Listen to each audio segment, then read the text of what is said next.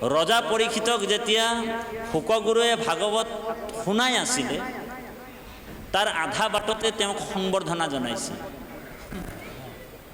এতিয়া শ্ৰোতাৰ কথাটো আহিব দেই বাবু।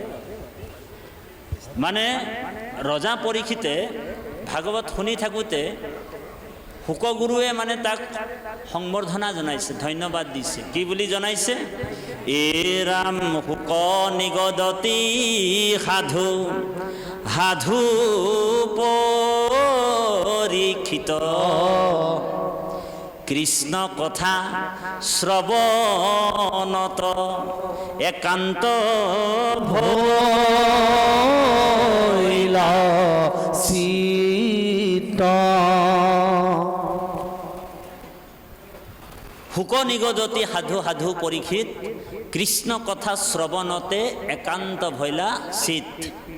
তোমাৰ কৃষ্ণ কথা শুনাৰ লগে লগে তোমাৰ চিতটো একান্ত হৈ গ'ল, হৃদয়টো মনটো এক হৈ গ'ল, একাগ্ৰতাৰে ভৰপূৰ হৈ গ'ল।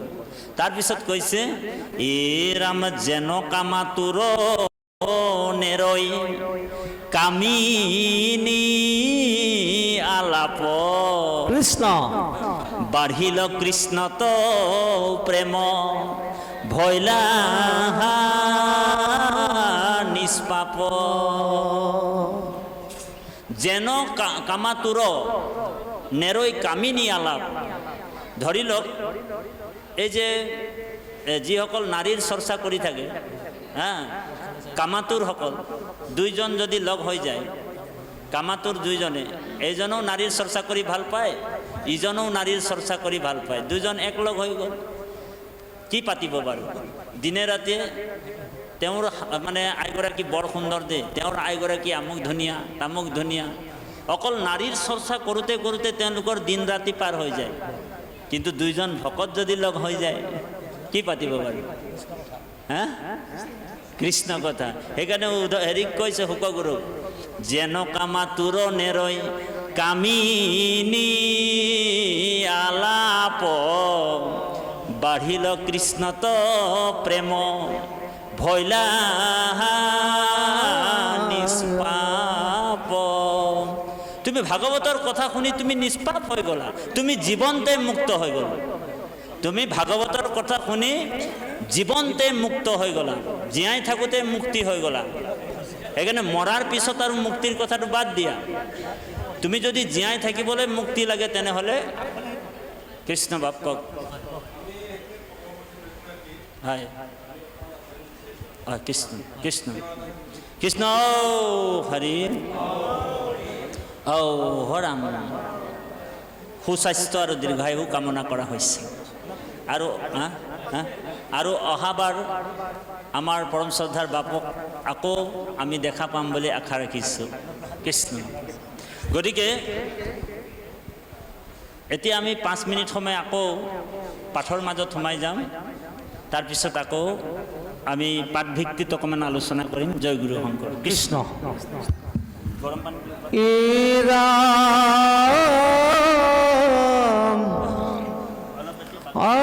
হৰিপদ চিন্তনত হৰি গুণ কথনত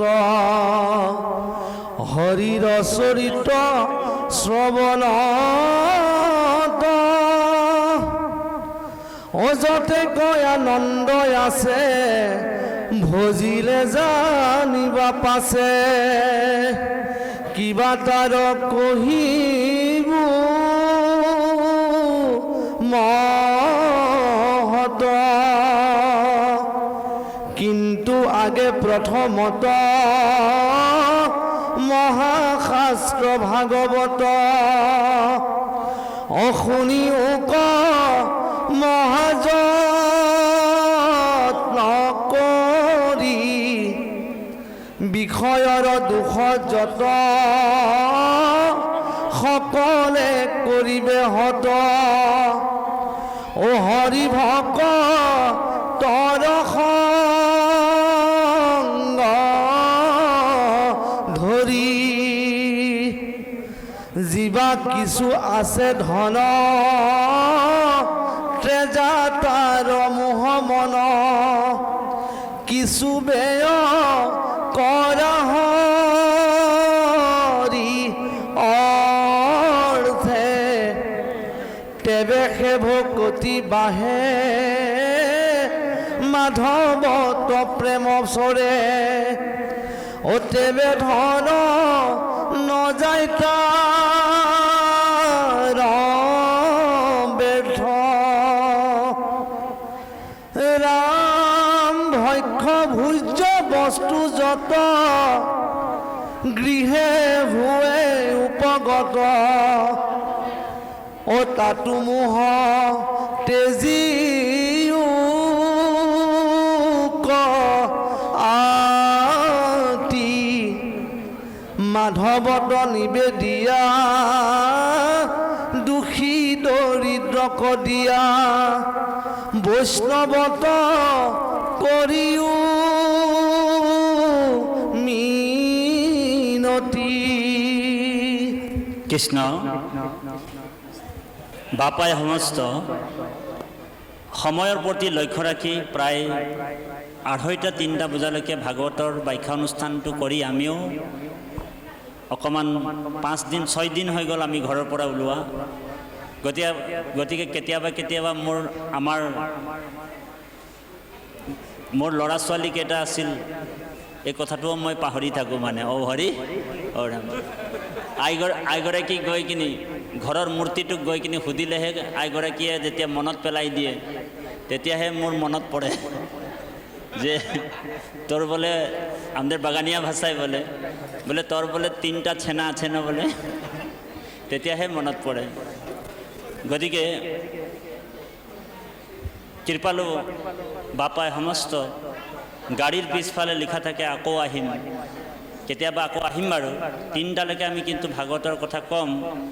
এতিয়া পাঠত কৈছে যে কিন্তু আগে প্ৰথমত মহাশাস্ত্ৰ ভাগৱত শুনিওক মহাযত্ন কৰি। ভাগৱত শাস্ত্ৰ ভাগ আমি কেনেকৈ শুনিবলৈ কৈছে? মহাযত্ন কৰি শুনিবলৈ কৈছে, যিটো আজি আপোনালোকে মহাযত্ন কৰি 7 দিনলৈকে ভাগৱতৰ অনুষ্ঠানটো পাতিছে, আয়োজন কৰিছে। আৰু আয়োজক সমিতি, আমি প্ৰয়োজক সমিতিক ধন্যবাদ জ্ঞাপন কৰা হৈছে। কৃষ্ণ হৰি হৰাম। প্ৰসাদৰ টোপোলাটো পাইছে, খালি হুলস্থুলটো আপোনালোক নকৰিব, লাহে লাহে ল'ব, মাত কথাবিলাক নিদিব আৰু গাঁঠিটো যাতে বন্ধ নকৰিব। দেউৰীৰ ফালে এনেকুৱা কল এটা পাম নেকি বুলি চাই থাকিব, হয়নে বাৰু? গতিকে এনেকুৱা কিছুমান মানুহ আছে যিসকল মানুহে দান বৰঙণিবিলাক দিয়ে ভাগৱতত, আৰু দান দিয়াৰ পিছতো মানুহবিলাকৰ আগত গাই ফুৰে যে মই ভাগৱতৰ নামত 5,000 টকা দিলোঁ, ঈশ্বৰৰ নামত 10,000 টকা দিলোঁ, সেই বুলি গাই থাকে। বোলে কিয় গাই থাকে? বোলে প্ৰশংসাৰ ৰস ল'বলৈ আৰম্ভ কৰি থাকে, বুজিছেনে বাৰু? কিছুমান মানুহে গিৰিল এটা যদি দিয়ে নামঘৰত, তাতো নিজৰ নামটো লিখাই ৰাখে, হৰি বোলে কিয়? যাতে মোৰ নামটো যাতে জিলিকি থাকে। ভগৱান ভিকাৰী নেকি বাৰু? কওকচোন বাৰু, হা? ভগৱান ভিকাৰী নেকি? তোৰ দান বৰঙণিতে ভগৱান চলি আছে নেকি? হা? চিধা চিধি কথা যে আমি ভগৱানক আমি গোটেই জীৱনটোতো খোজোতেই পাৰ হৈ গ'ল। আপুনি মই কিবা এটা দিছোঁ, তাতো আমাৰ স্বাৰ্থ আছে, হয়নে বাৰু? প্ৰভু এইবাৰ মই আমুকটো আগবঢ়ালোঁ, কিন্তু ল'ৰাটো বা ছোৱালীজনীৰ চাকৰিটো কিন্তু হৰি। গতিকে ৰাতিপুৱাৰ পৰা গধূলিলৈকে গোটেই জীৱনটো আমি ভগৱানক খোজোতেই পাৰ হৈ গৈছে। তো পৃথিৱীৰ ডাঙৰ ভিকাৰীটো কোন বাৰু? আমি এদিন মানে এজন মানে ভিক্ষাৰী এনেকুৱা ডাঙৰ মন্দিৰৰ বাহিৰত বহি আছিলে, ভিকাৰী এজন দেই। এজন ডাঙৰ ভিক্ষাৰী এজন এই ডাঙৰ মানে মহাজন শেঠ এজন আহিল। মহাজনজন মন্দিৰত সোমাই যাওঁতে ভিক্ষাৰীটোৰ দৰ্শন পালে। তাৰপিছত ভিক্ষাৰীটোক কৈছে, ঐ ভিক্ষাৰী, তোক বোলে মই ঘূৰি আহিহে দিব পাৰিম বোলে। তো দুৱাৰ মুখত ভিক্ষাৰীটোক চাই কিনি কি কৈছে, তোক মই এতিয়া নিদিওঁ, মই ঘূৰি আহি তোমাক দিম, মানে 10 টকাই দিব, ঘূৰি আহি দিম বুলি কৈছে। সেইটো লাক্সাৰী কাৰ লৈ গৈছে। তো ভিক্ষাৰীটো মানে কম নহয়। ভিক্ষাৰীটোৱে কৈছে, তইনো কনচা বোলে মোতকৈ বোলে ওপৰত আছ, তইতো বোলে মোতকৈও ডাঙৰ ভিক্ষাৰী বোলে। অ' হৰি, অ' ৰাম। বোলে কিয়? বোলে তইতো বোলে ভগৱানৰ ওচৰত খুজিবলৈতো গৈছ, হয়নে বাৰু? তইতো ভগৱানৰ ওচৰত কি কাৰণে গৈছ? বোলে খুজিবলৈ গৈছ। তো মোতকৈ ডাঙৰ ভিক্ষাৰী তই যেনিবা, মই তোতকৈ অলপ সৰু ভিক্ষাৰী, ভিক্ষাৰীতো তয়ো, হয়নে বাৰু? গতিকে আমি জীৱনভৰ আমি খুজিয়ে আছোঁ। সেইকাৰণে কৈছে দাতা এক ৰাম, বাকী সব ভিকাৰী। আমি সব ভিকাৰী। আমি দিব পৰা বস্তু ভগৱন্তক একো নাই, একোৱে দিব নোৱাৰোঁ। কাৰণ সব বস্তু কাৰ হয়? ভগৱানৰ হয়। বিষ্ণু ইদম জগত, এই জগতখন কাৰ হয় বোলে? ভগৱানৰ হয়। ব্যবস্থি ইতি বিষ্ণু, সমস্ত প্ৰাণীতে মই ব্যাপক হিচাপে আছোঁ বুলি কৈছে ভগৱানে। ভগৱন্তক দিয়া সামৰ্থ্য আমাৰ নাই। সেইকাৰণে কৈছে, পাঠত কৈছে, এই শ্লোকটো আমাৰ পূৰা কৰোঁ, গীতাৰ শ্লোকটো আমাৰ পূৰা হোৱা নাই। ভগৱানে কৈছে দেৱতাক পূজা কৰিলে দেৱলোকত যাব, স্বৰ্গত দেৱা। তাৰপিছত কৃষ্ণই কৈছে যে হে অৰ্জুন, বোলে পিত্ৰাণি য়ান্তি পিত্ৰে যা, তুমি যদি পিতৃপুৰুষক পূজা কৰিবা তেনেহ'লে মই তোমাক পিতৃলোকলৈ লৈ যাম। তাৰপিছত কৈছে ভগৱানে, হে অৰ্জুন, বোলে ভূতানি য়ান্তি ভূতে যা, তুমি যদি ভূত প্ৰেতক পূজা কৰিবা তেনেহ'লে মই তোমাক ভূত প্ৰেত বনাই দিম। আজিকালি মানুহবিলাকে ভূত প্ৰেতকো পূজা কৰে, কৰে নাই বাৰু কওকচোন? ডাহিনী যোগিনী, হয়নে বাৰু? শ্মশানত গৈ কিনি পূজা কৰে নাই মানুহবিলাক? ডাইনী যোগিনী পূজা কৰা মানুহ আছে নাই? হা? ডাহিনী যোগিনী কৰে নাই?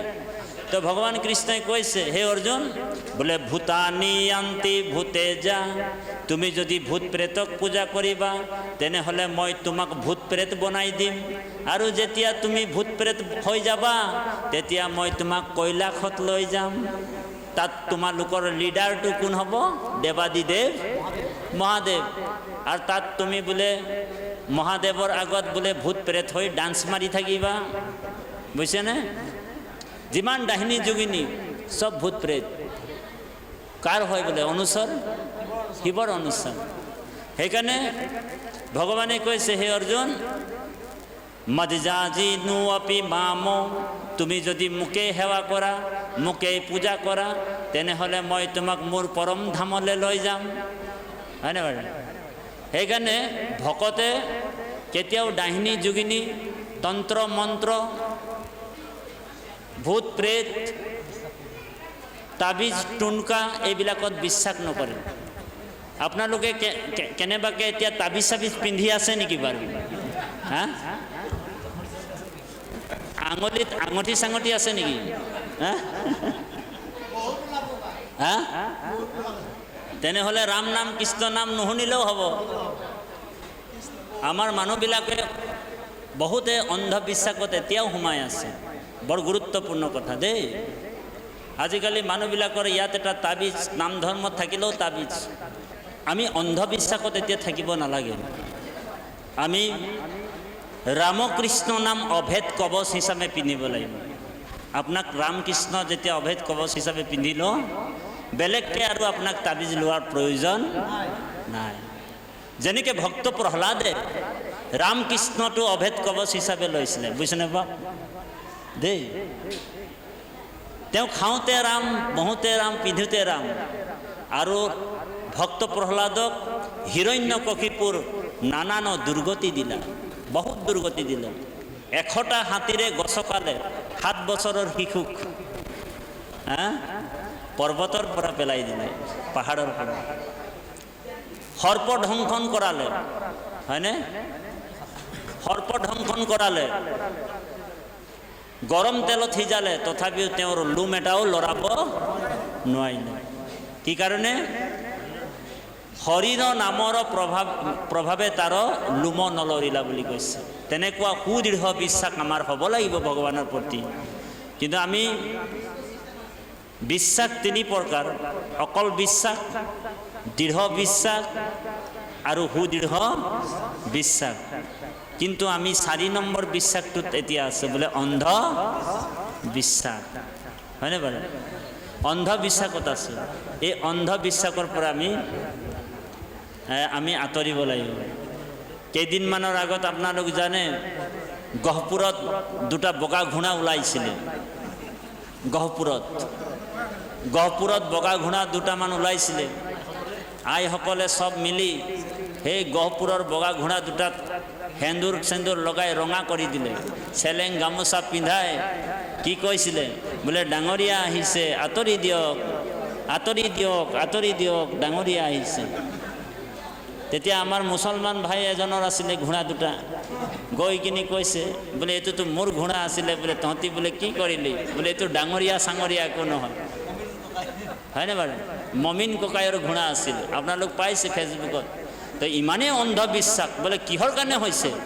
কাৰণ ভাগৱত শ্ৰৱণ নকৰে আৰু গুৰুৰ অভাৱ। বোলে অসমৰ গুৰু বোলে আমাৰ গৃহতে আছে। অন্ধলাই নেদেখিলোঁ তাক বুলি লক্ষ্মীনাথ বেজবৰুৱাই কৈছে। সেইকাৰণে গুৰু নথকাৰ কাৰণে আজি তেনেলোকৰ তেনে অৱস্থা হৈছে। সেইকাৰণে আমি ভগৱন্ত এই কথাটোকে কৈছে যে নেৰিবা বেদৰ পথ সজ্জন জনৰ মত, ব্ৰাহ্মণত কৰিবা ভকতি, আপুনি ঈশ্বৰে দেখা ব্ৰাহ্মণক মান্য কৰি, জগতকে দেন্ত অনুমতি। তাৰপিছত পাঠত আৰু কি ওলাব অকণমান কৃষ্ণ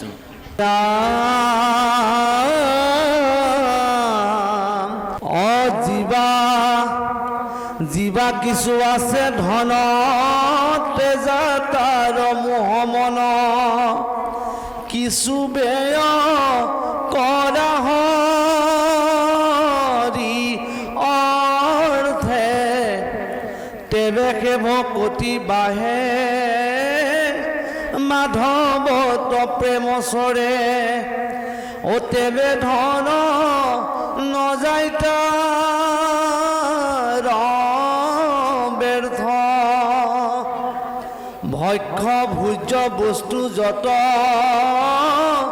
গৃহে হুৱে উপগত, তাতো মোহ তেজিও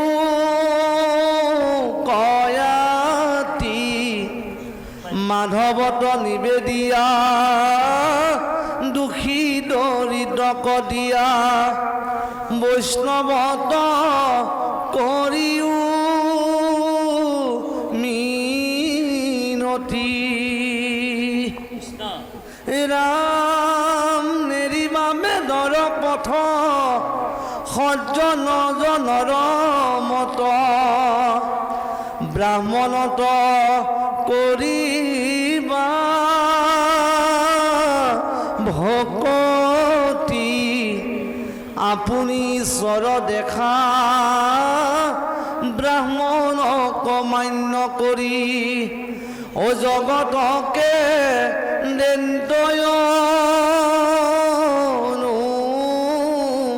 অনুমতি। কৃষ্ণক ভজিবু বুলি দুৰ্জনত নকহিবা, অনিন্দা নুবুলিবা গৰ্ব কৰি, নকৰিবা হেতু বাদ প্ৰমাদ নলংঘিবা, কৃষ্ণত শৰণম নে ধৰি,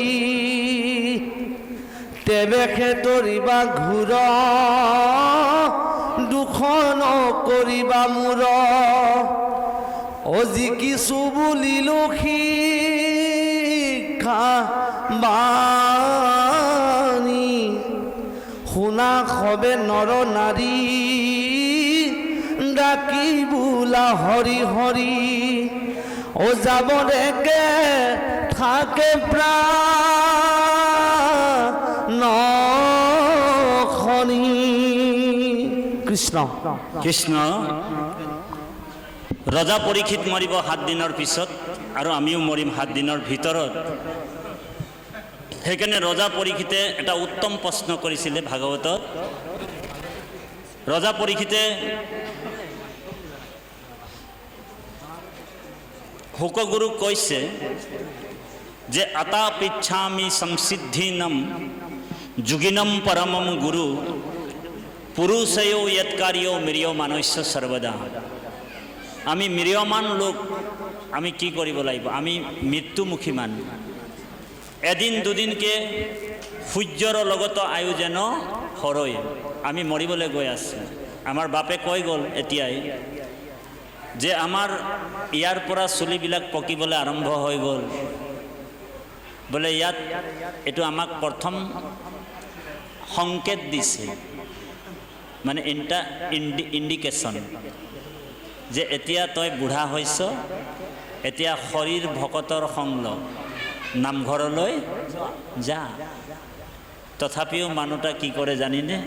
ইণ্ডিকা লগাই কৰে চুলটাকে খোলা কৰে লিয়ে। ও হৰি, মই বুঢ়া নাই হোৱা, হয়নে? মই বুঢ়া নাই হোৱা। এইটো প্ৰথম সংকেতটো আমাক দি দিলে। এতিয়া আমি ভকত সমাজলৈ আহি ঈশ্বৰৰ নাম ল'ব লাগে। সময় থাকোঁতে সময়ৰ কাম কৰিবলৈ কৈছে। সেইকাৰণে বাংলা ভাষাত কৈছে, এ যখন গলা গড়গড়াবে নাম নিতে কি সময় পাবেন। যখন গলা গড়গড়াবে নাম নিতে কি সময় পাবেন। হরির নাম ভজবি কবে ভাবছ নিকি এমনে যাবে। হরির নাম কেতিয়া ভজিবি? সময়বিলাক আমাৰ এনেই পাৰ হৈ গৈছে, হয়নে বাৰু? সেইকাৰণে সময় থাকোঁতে সময়ৰ কাম কৰিবলৈ কৈছে। বুজিছেনে বা? ৰজা পৰীক্ষিতে কৈছে আমি মৃত্যুমুখী মানুহ, আমি মিৰিয়মান লোক, আমি সকলোৱে মৰিবলৈ গৈছে। অকল পৰীক্ষিত মৰিব নেকি? বোলে নহয়, অকল পৰীক্ষিতৰ কাৰণে ভাগৱত নহয়, পৰীক্ষিত মাত্ৰ নিমিত্ত, ভাগৱত আমাৰ কাৰণে কৈছে, হয়নে বাৰু? আমি এদিন দুদিনকে মৰিবই লাগিব। আমাৰ উমৰ ধীৰে ধীৰে গৈ আছে। বচপন ভি বিতা, সৰু কালটো আমাৰ পাৰ হৈ গ'ল, শৈশৱ কালটো আমাৰ পাৰ হৈ গ'ল, হয়নে বাৰু? ল'ৰাৰিৰ ধেমালিটো আমাৰ পাৰ হৈ গ'ল। সেই দিনটো আজি ঘূৰি আহিব নেকি? নাহে। বচপন ভি বিতা, জৱানী ভি বিতা, যৌৱন কালটো আমাৰ পাৰ হৈ গ'ল। আকৌ জোৱান হ'ব পাৰিছোঁ জানো? হা? আইসকলে কওকচোন, আমাৰ সেই আইজনীক কৈছোঁ, আপুনি যিমানেই লাগিলে মানে ধৰি লওক বিউটি পাৰ্লাৰলৈ যাব, যিমানেই যাওক, আগৰ চেহেৰাটো, আগৰ বিউটিফুলটো, আগৰ চাইনটো ঘূৰি আহিব নি? যি মানে ঘঁহক আপুনি গালত, যিমান দামী দামী ক্ৰীম ঘঁহক, আগৰ যিটো চাইনিং ঘূৰি নাহে। লাহে লাহে আমি বুঢ়া হৈছোঁ, আগৰ জোৰটো কিন্তু এতিয়া নাই। এতিয়া চুলিও পকি গ'ল, সুতৰা সুতুৰি ভৈলা চাল, হয়নে বাৰু? বাক্যও নৱজয় বুলি কৈছে, মানে মুখেৰে ক'ব পৰা, ভালকৈ মাত খাৰু নোলায়, ফুটি নাহে, হয়নে বাৰু? আইসকল বা বাপজনৰ, হয়নে বাৰু? ভৰি বিষ, আঁঠু বিষ, হয়নে বাৰু? কঁকাল বিষ। আগত আমাৰ এই বাপজন একডৰা মাটি অকলে কোৰ মাৰিয়ে ধান ৰুই দিব পাৰিছিলে, কিন্তু বাপজনক এতিয়া ক'বচোন, বাপ বোলে আপুনি একডৰা মাটি কোৰ মাৰি ৰুই দিচোন, পাৰিব নেকি? নোৱাৰে। সেই শক্তিটো নাই। ব্ৰহ্মতেজ আঁতৰি গ'ল, গুচি গ'ল, ব্ৰহ্মতেজ গ'ল, আৰু এতিয়া সেই দিনটো নাই। আজিকালি আইসকলক কৈছোঁ দে, বেয়া নাপাব। আজিকালি আইসকল, আগৰ আইসকলে ঢৰা লৈ লৈ নামঘৰলৈ আহে, আজিকালি আইসকল মুঠা লৈ লৈ নামঘৰত বহে। অ' হৰি, আজিকালি আইসকলে ধৰাত বহিব নোৱাৰে। বোলে কিয়? বোলে আজিকালি চবে মুঢ়া লৈ লৈ আহে। অ হৰি, অ ৰাম, আমাক দাস বাপে বেয়া নাপাব দেই। অ হৰি কৃষ্ণ, এইটো হৈছে নাই বাৰু? তাৰমানে ভগৱানে আমাক ইণ্ডিকেশ্যন দি দিলে, সংকেত দি দিলে, তই এতিয়া বুঢ়া হৈছ, তই এতিয়া হৰিক ভজা দেই বা। তথাপিও আমাৰ চেতন নাই। লাগিলে বোলে ইণ্ডিকা লগাইলে চুলিটো কোলা কৰি লৈছোঁ, হয় নাই? ইণ্ডিকা লগাই কিনি চুলিটো কোলা কৰি লৈছোঁ, সেইটো প্ৰথম সংকেত আমাক দি দিলে। সেইকাৰণে ধনজন জীবন যাইবেক এক দিলে, যত হাংসা ধন ধান পুত্ৰ পৰিবাৰ, মৰিলে সংগে এক ৰতিও নাযায়। এটা ৰতিও কোনেও নিব নোৱাৰে। নিজৰ আইগৰাকীক ক'বচোন বাৰু মৰিবৰ সময়ত, বোলে কি ক'ব? আইগৰাকীক যেনিবা আপুনি প্ৰেম ভাল পাই কিনি বিয়া পাতিছিলে, আমাৰ দাস বাপে দেই, এনেই তেখেতে বিয়া পাতিয়ে আনিছে, হয়নে বাৰু? বিয়া পাতিয়ে আনিছে, আমি জানো বাৰু। প্ৰেম ভাল পাই থকা আমাৰ বাপজনক আমি কোৱাই নাই এতিয়ালৈকে। গতিকে আইগৰাকীক যেতিয়া প্ৰেম ভাল পাই থাকোঁতে কি বুলি কৈছিলে জানেনে? বোলে তোমাৰ অবিহনে মই জীয়াই নাথাকোঁ, তোমাৰ অবিহনে মই জীয়াই নাথাকোঁ, আৰু তুমিও মোৰ অবিহনে জীয়াই নাথাকা। আমাৰ বাপজন ধৰি লওক, উদাহৰণ দিছোঁ দেই, বেয়া নাপাব দাস বাবু। এইটো কৈ দিলে, আইগৰাকীও এনেকুৱা কৈ দিলে, তোমাৰ অবিহনে ময়ো জীয়াই নাথাকোঁ আৰু তুমি মোৰ অবিহনে জীয়াই নাথাকা। তাৰপিছত কি হৈ গ'ল? বোলে হিয়া দিয়া নিয়া হৈ গ'ল। হিয়া দিয়া নিয়া হৈ গ'ল। আৰু হিয়া দিয়া নিয়া যেতিয়া হৈ গ'ল, এতিয়া বোলে বিয়া বাৰু হৈ গ'ল, তাৰপিছত ল'ৰা ছোৱালী হৈ গ'ল জন্ম, হয়নে বাৰু? ল'ৰা ছোৱালী ডাঙৰ দীঘল হৈ গ'ল, তেওঁলোকৰো বিয়া বাৰু হৈ গ'ল, হয়নে বাৰু? তাৰপিছত নাতি পুতি হৈ গ'ল। এতিয়া সেই আইগৰাকীক কৈছোঁ, বাপজন আছে নাই বাৰু? হা? নাই বাৰু। যেনিবা নাতি পুতি হৈ গ'ল, নাতি পুতি হৈ যোৱাৰ সময়ত বাপজন যেনিবা টান নৰিয়াত পৰি গ'ল, বেমাৰত, আৰু সেই কথাটো মনত পৰি গ'ল।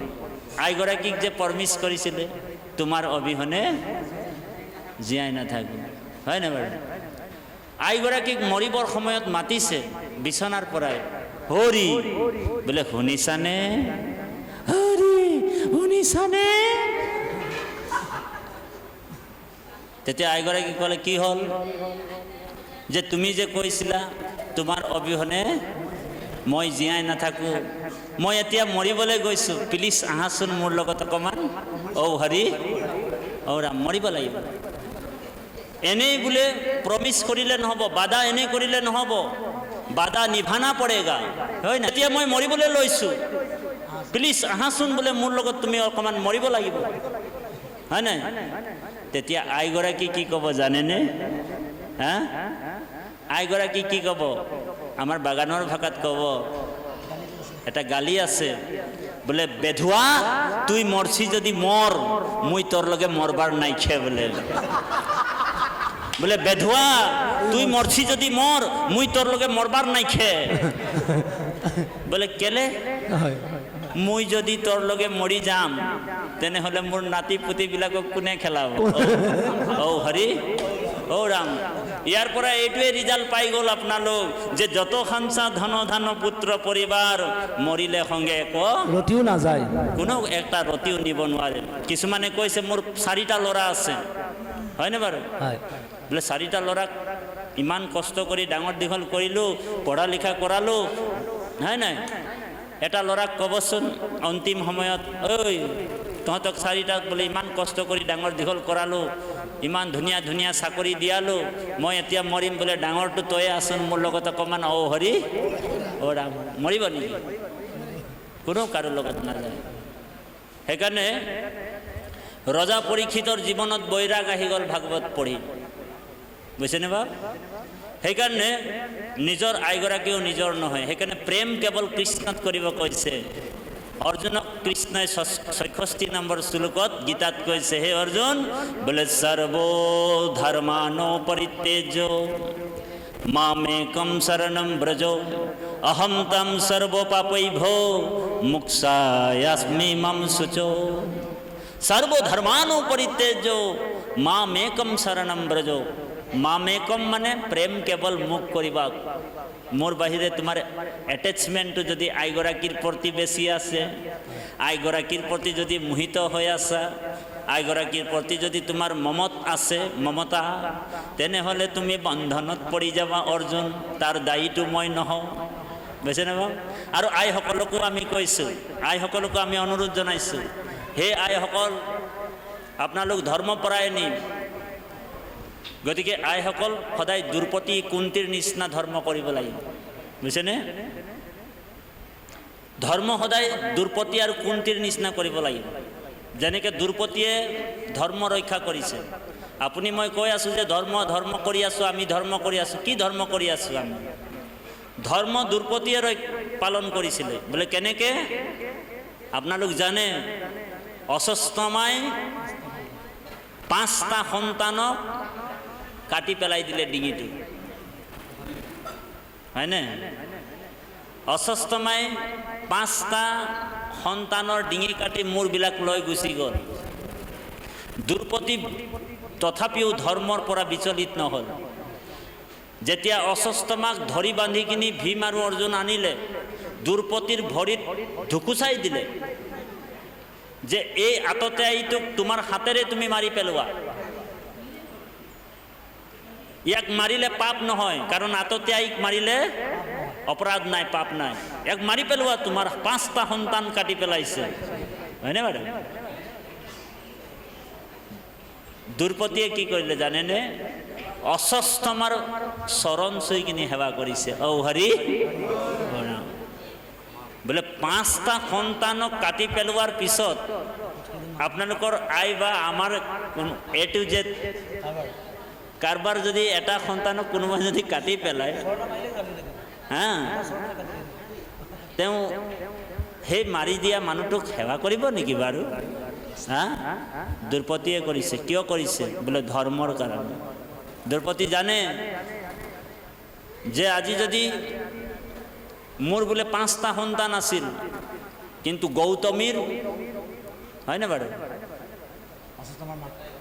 গৌতমী অশ্বত্থামাৰ মা, বোলে গৌতমীৰ বোলে এটা সন্তানে, তেওঁক যদি বধ হৈ যায়, তেনে গৌতমীৰ জীৱনত কি হ'ব? তেওঁ আনৰ দুখৰ কথা চিন্তা কৰিছে। সেইকাৰণে ধৰ্মৰ 10টা লক্ষণ আছে। ধৰ্ম কৰিছোঁ চবেই কৈ আছে আমি ধৰ্মৱান ব্যক্তি, মই ধৰ্মৱান ব্যক্তি। তাঁতি বাপে কৈছে মই ধৰ্মৱান ব্যক্তি, কিন্তু ধৰ্মৰ পৰীক্ষাও হয় আকৌ দেই, ধ্যান দিও নিব। ধৰ্মত 10টা লক্ষণ আছে। বোলে ধৃতি ক্ষমা দম অস্তয়ম শৌচামি ইন্দ্রিয় নিগ্রহ ধী বিদ্যা সত্যম অক্রোধ ধর্ম দশকম লক্ষণ। ধৃতি মানে ধৈর্য, যার ধৈর্য আছে সেইজনে ধর্ম কৰিব পাৰিব, হয়নে বাৰু? ধৃতি ক্ষমা, যাৰ ক্ষমাৰ গুণ আছে। এই 10টা লক্ষণৰ ভিতৰত কাৰোবাৰ যদি এটাও গুণ আছে, তথাপিও তেওঁ ধৰ্মত আছে।